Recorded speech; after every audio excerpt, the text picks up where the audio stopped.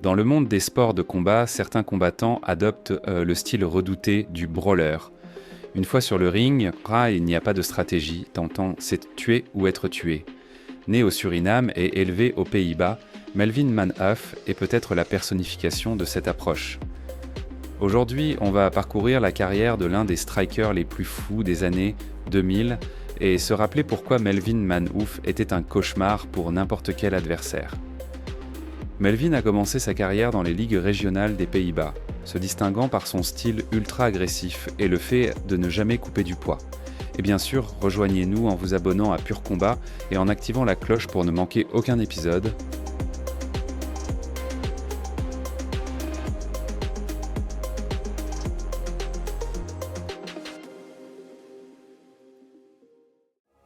En raison de sa taille plus petite, il se retrouvait souvent face à des poids lourds beaucoup plus grands, mais cela ne semblait pas poser problème pour lui.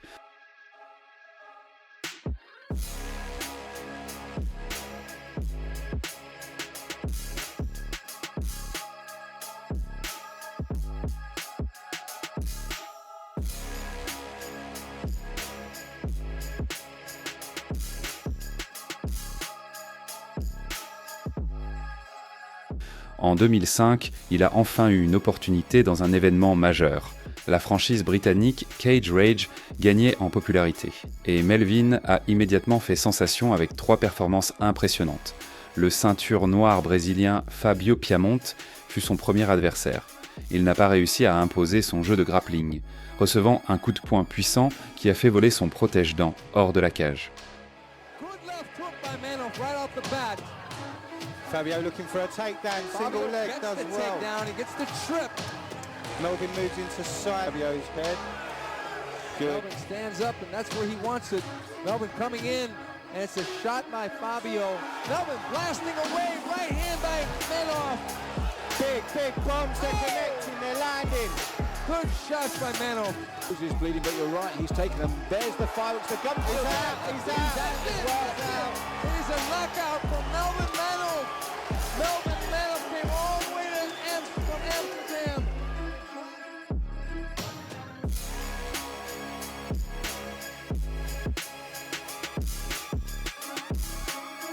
Cependant, Melvin n'avait pas encore rencontré un autre combattant aussi explosif que lui. En 2006, le monstre du Valais tout d'eau, Evangelista Cyborg, est arrivé en Angleterre avec la promesse de remettre à sa place la machine à tuer du Suriname. Le résultat fut l'un des combats les plus électrisants de sa carrière.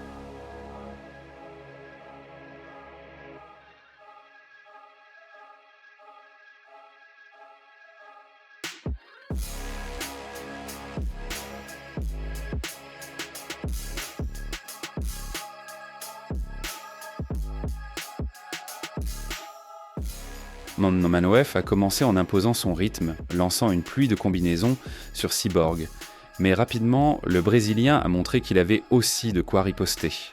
Le deuxième round commence avec Melvin attaquant de toutes ses forces et dans les dernières minutes, la fatigue commence à se faire sentir. C'était le moment de la revanche pour Cyborg. Au troisième round, les deux combattants étaient complètement épuisés. Dans une dernière tentative, Manhoef a lancé une excellente combinaison, réussissant un knockdown. La décision partagée a suffi à convaincre les 3 juges et à lui offrir l'une des victoires les plus difficiles de sa carrière.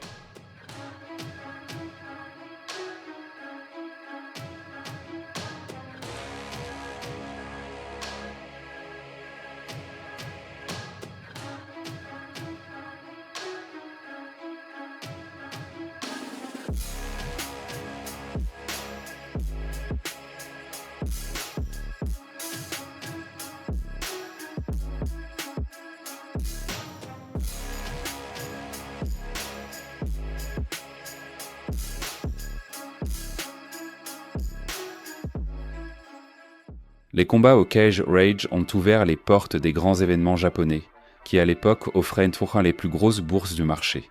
En 2007, il a fait des débuts fracassants au K1, écrasant le japonais Tatsumomi Tomihiro.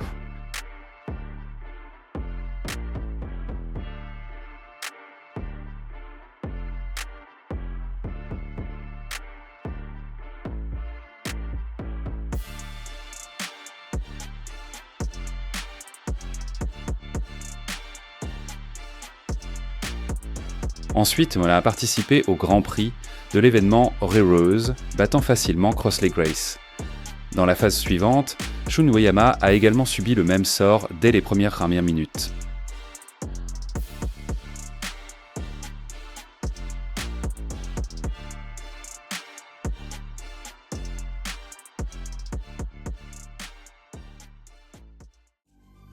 Lors de la finale très attendue, Yoshihiro Akiyama, judoka et star japonaise, a montré qu'il avait du menton, supportant les coups dans le premier round.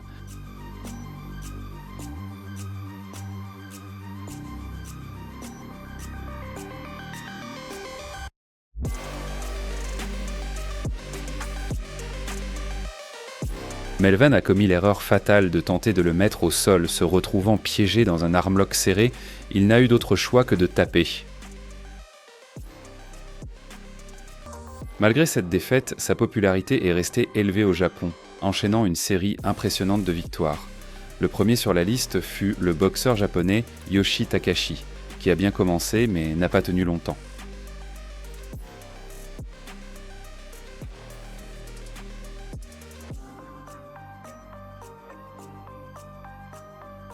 En chemin, il a affronté un adversaire redoutable, le russe Ruslan Karaev, mais sa technique et son envergure ne l'ont pas empêché de subir l'un des KO les plus brutaux de la soirée.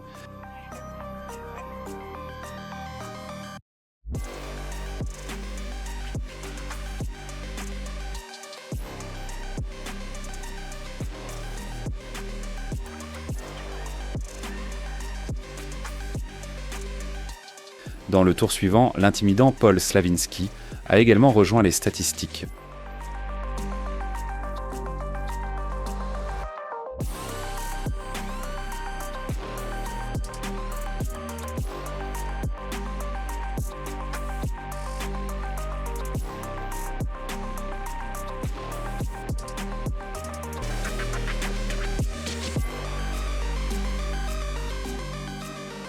Peut-être que la kryptonite de Melvin était le jeu au sol, et un bon lutteur pourrait être son antidote. Kazushi Sakuraba a relevé le défi lors de la 10e édition des Arrows. Mais son grappling affûté n'a pas été efficace cette nuit-là.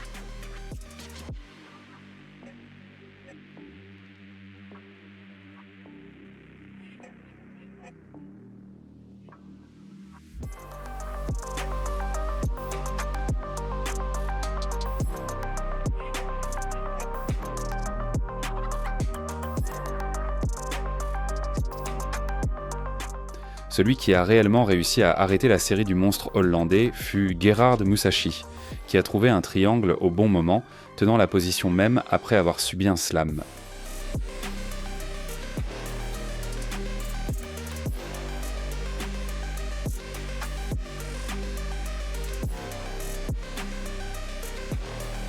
Le niveau de ses adversaires de cet ennemi ne cessait d'augmenter, et en décembre 2008, il a prouvé la puissance de ses poings. Mark Hunt était déjà une légende au Japon, célèbre pour son menton d'acier. Jusqu'à cette année, il n'avait jamais été mis KO, du moins jusqu'à ce qu'il rencontre Manhoef.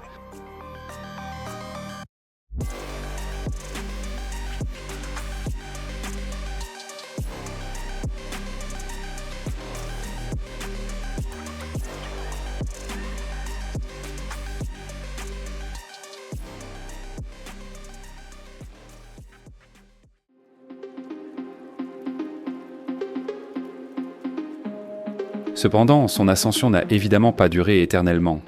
À partir de 2009, son impressionnant palmarès a été entaché par plus de 10 défaites consécutives. Cette mauvaise passe a duré jusqu'en 2011 où il a recommencé à accumuler de bonnes victoires. Vers la fin de sa carrière, il a obtenu des contrats avec deux grandes organisations, ONE FC et Bellator, mettant fin à sa carrière définitivement en 2022. Dans l'un des derniers combats de sa carrière, il a affronté Yoel Romero au Bellator dans un combat d'échange de coupe de poing pur, mais Melvin était loin d'être au sommet de sa forme physique et a été mis KO.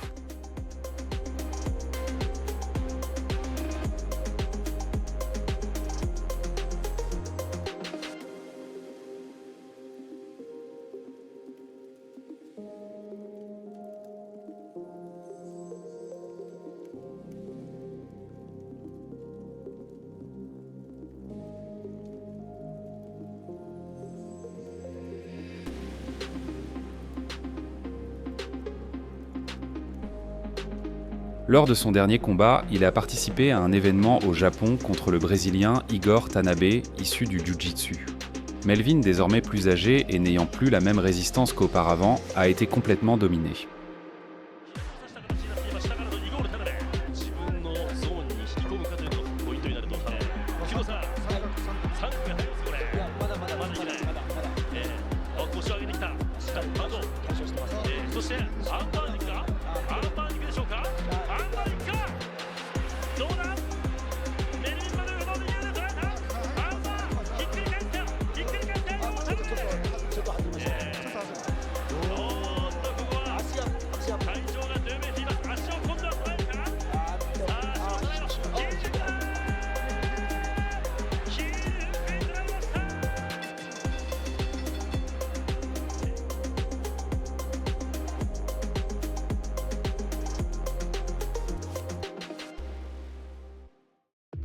Mel Van Manhoof, qui a connu une carrière victorieuse et intimidante pour ses adversaires, avec 32 victoires, 17 défaites, un match nul et 2 no contest, a inscrit son nom dans l'histoire du MMA. Si vous avez aimé cet épisode, n'oubliez pas de vous abonner à Pur Combat, de laisser un like et de le partager sur vos réseaux sociaux. Cela aide vraiment YouTube à montrer que notre contenu vaut la peine d'être regardé. Et aussi de jeter un coup d'œil à nos autres productions, il y a beaucoup de vidéos sur le monde du combat sur la chaîne. À bientôt pour d'autres histoires.